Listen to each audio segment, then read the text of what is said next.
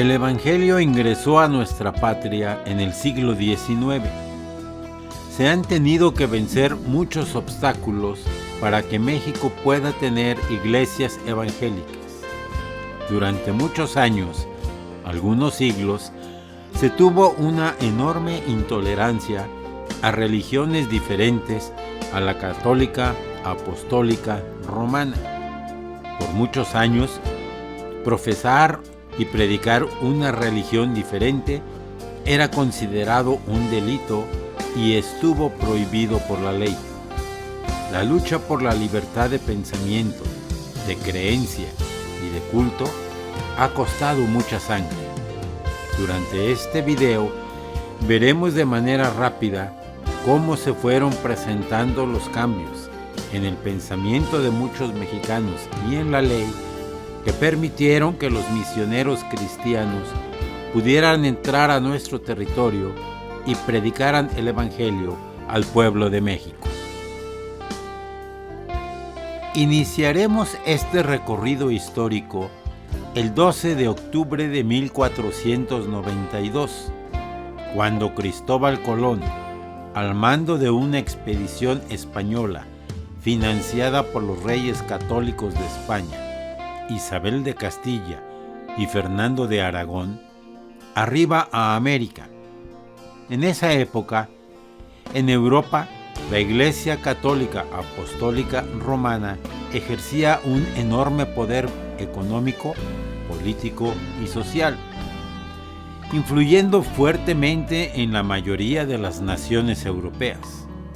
Por otro lado, este hecho representaba un descubrimiento de riquezas, buena tierra, condiciones climáticas favorables para los europeos.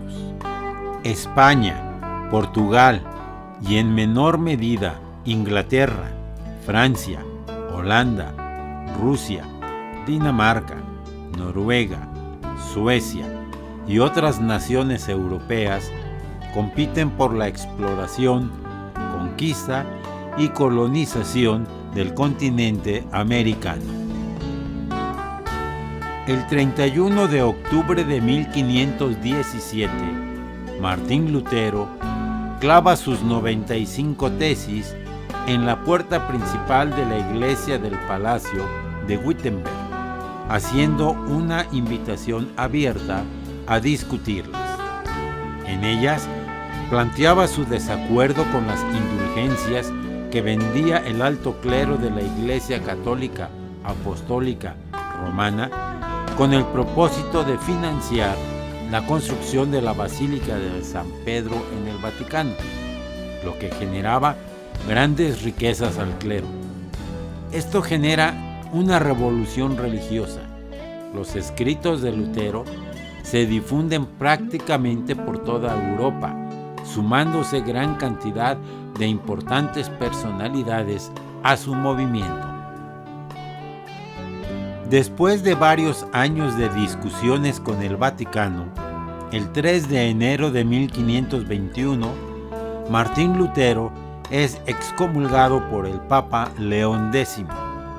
Gracias a la imprenta, sus escritos se conocieron en toda Europa, iniciándose así la llamada Reforma Protestante, generándose una nueva relación entre los gobiernos de países protestantes y la Iglesia Católica.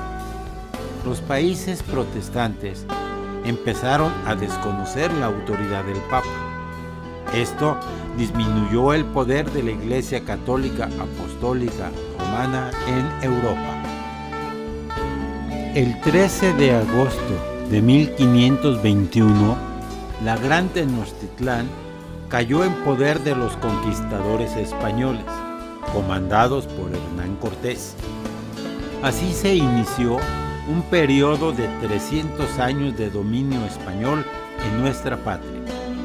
Al perder poder en Europa, la Iglesia Católica Apostólica Romana voltea su vista hacia ese nuevo continente, enormemente rico, que podía recuperarle el poder que había perdido. En el año de 1571 se estableció la Santa Inquisición en la Nueva España. Esta organización estaba manejada por la Orden de los Dominicos.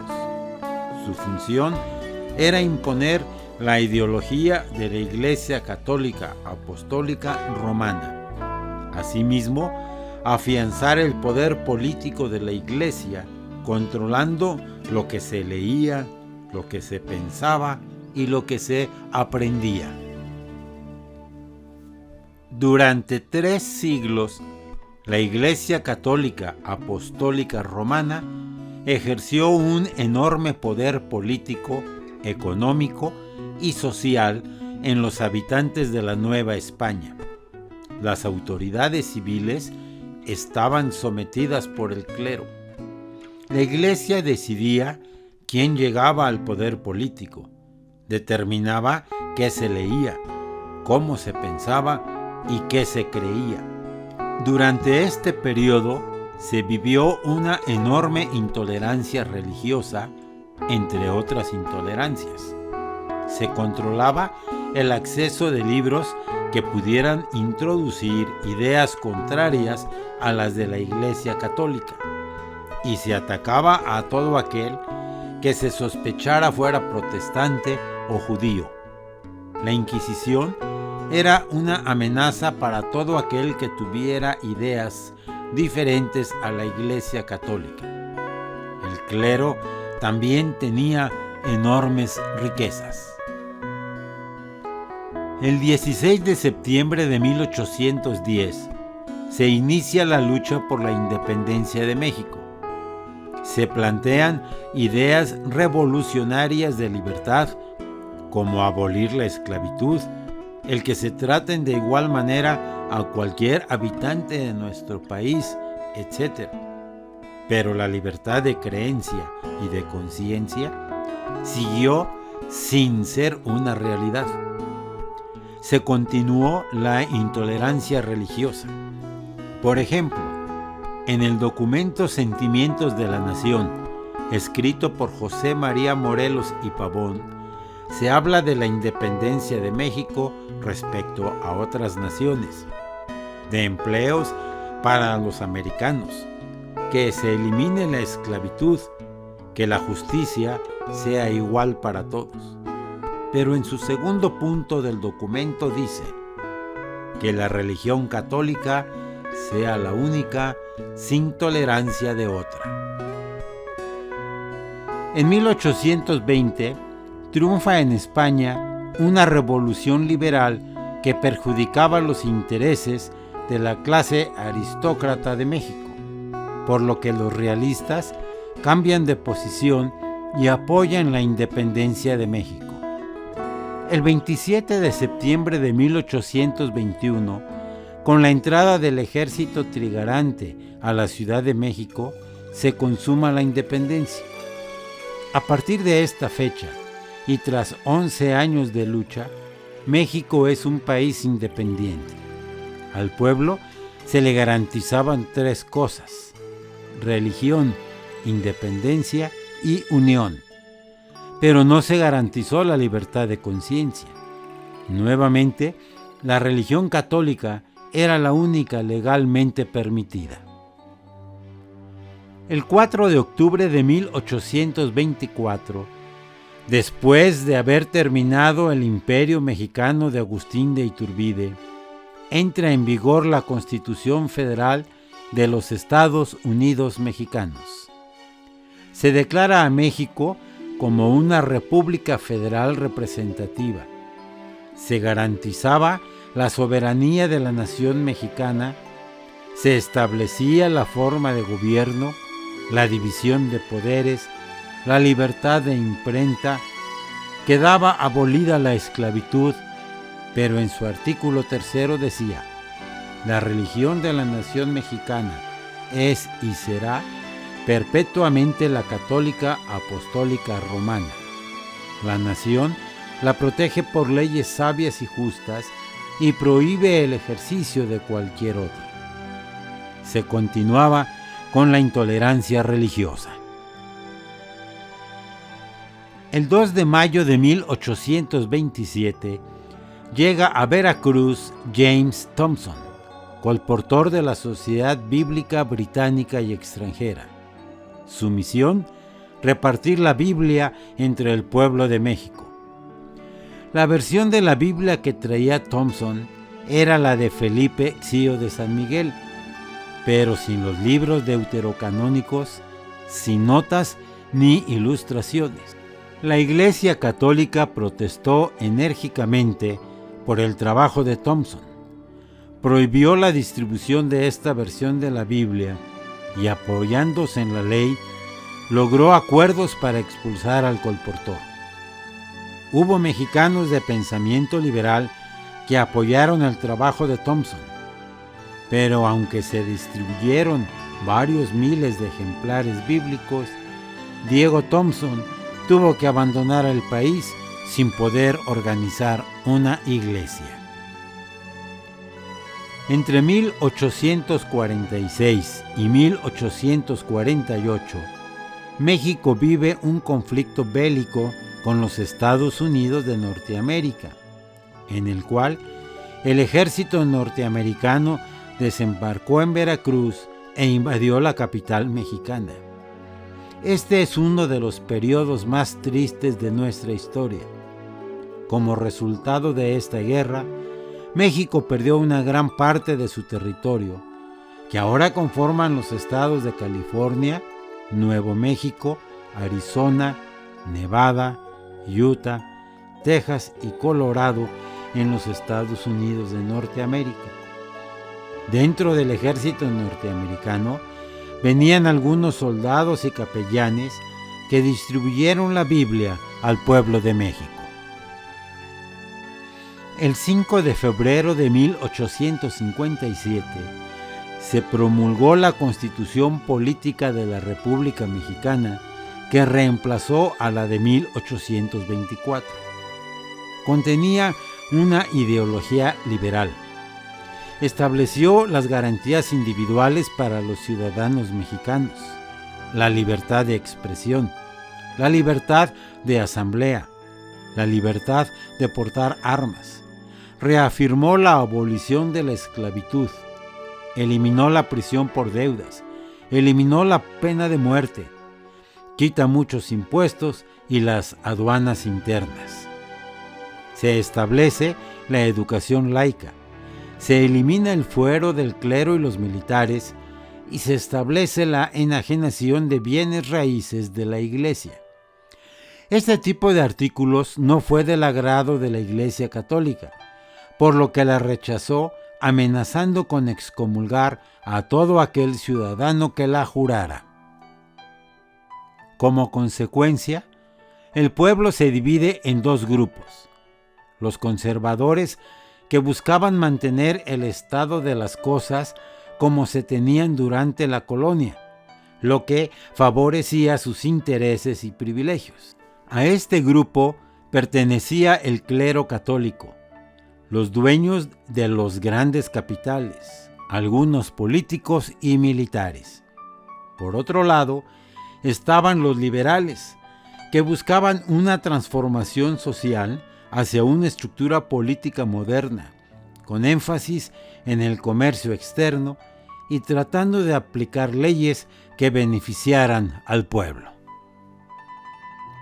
El 3 de diciembre de 1860, el licenciado Benito Juárez, presidente de México, promulga la Ley de Libertad de Culto. En ella se garantiza, entre otras cosas, el ejercicio del culto de todas las religiones, reconociéndose esto como un derecho natural del hombre. Se plantea la independencia entre el Estado y las prácticas religiosas. Establece que los cultos deberán realizarse siempre al interior de los templos, a menos que se tenga un permiso escrito. Prohíbe el enriquecimiento de los ministros de culto a costa de los feligreses. A partir de la promulgación de esta ley, se facilitó el ingreso de misioneros y la expansión del Evangelio en nuestro país. Santiago Hickey llega a nuestro país en el mes de noviembre del año 1862, siendo el primer misionero evangélico en llegar a México. Pertenecía a la denominación bautista. Inició su trabajo viajando de pueblo en pueblo, distribuyendo Biblias como agente de la Sociedad Bíblica Americana. El 30 de enero de 1864, bautizó a los hermanos Arcadio y José María Uranga, así como a Tomás M. Westrup. Con estos 3 nuevos bautizados, él y su esposa, organizó la primera iglesia evangélica de nuestro país, iglesia que actualmente lleva el nombre de Primera Iglesia Bautista de Monterrey, Nuevo León. Santiago Hickey muere el 10 de diciembre de 1866 en Bronzeville. En el mes de mayo de 1865, llega a Monterrey la señorita Melinda Rankin, misionera de la Iglesia Presbiteriana. Esta misionera había trabajado durante varios años antes en el territorio que una vez fuera mexicano y que ahora pertenecía a los Estados Unidos de Norteamérica, fundando escuelas y evangelizando a los mexicanos que habían decidido quedarse a vivir como ciudadanos americanos. En 1868 logra obtener en la ciudad de Monterrey un edificio que adecuó para realizar cultos e inicia cursos para señoritas. Melinda Rankin muere el 17 de diciembre de 1877. La Iglesia de los Amigos o Cuáqueros llega a nuestro país en el año de 1871. Es una iglesia pacifista y por eso esta denominación recibió en 1947 el Premio Nobel de la Paz por su obra en pro de la paz y de los derechos humanos. La Misión Presbiteriana del Norte envió 7 misioneros, a quienes llamó comisionarios, haciendo referencia a que cumplirían la Gran Comisión, quienes desembarcaron en el puerto de Veracruz el 1 de octubre de 1872. Pronto llegaron a la Ciudad de México y en 1882 surge la Iglesia Presbiteriana El Divino Salvador, que ocupa la capilla de lo que fue el Hospital Real de Indios. Actualmente, esta iglesia se encuentra ubicada en la calle de Argentina número 29, en el centro de la Ciudad de México. En 1873, la Iglesia Metodista Episcopal del sur de los Estados Unidos iniciaron obra misionera en nuestro país, estableciendo su primer templo, el de la Santísima Trinidad, en la calle de Gante número 5, en el centro histórico de la Ciudad de México. En junio de 1895 se reúne en Gainesville la Convención Tejana de los Discípulos de Cristo y en octubre del mismo año en la ciudad de Dallas, durante la reunión de la Convención Internacional de los Discípulos de Cristo, la Junta Misionera de Mujeres Cristianas acuerdan enviar al señor Oblit y a la señorita Berta Mason a iniciar obra misionera en México. El trabajo se inició a finales del año en Ciudad Juárez, Chihuahua, donde iniciaron una escuela y una misión. En tan corto tiempo, no podemos mencionar a todos los misioneros ni todos los trabajos que se han hecho en nuestra patria. Mencionamos solo aquellos por haber sido los primeros en iniciar el trabajo de evangelismo en el siglo XIX. El no haber mencionado a muchos misioneros no quiere decir que su trabajo no sea importante. Ya tendremos ocasión de estudiar la vida de ellos. Durante el siglo XX llegaron más denominaciones y se formaron muchos grupos más. El Evangelio sigue predicándose y la cantidad de cristianos en México sigue creciendo. Pero a pesar de que las leyes ya nos permiten predicar, todavía sufrimos persecución y discriminación.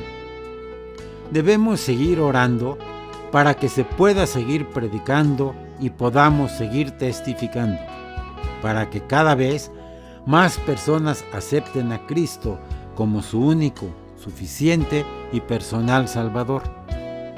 Esperamos que estos estudios despierten en nosotros el deseo de cumplir con la gran comisión. Dios les bendiga.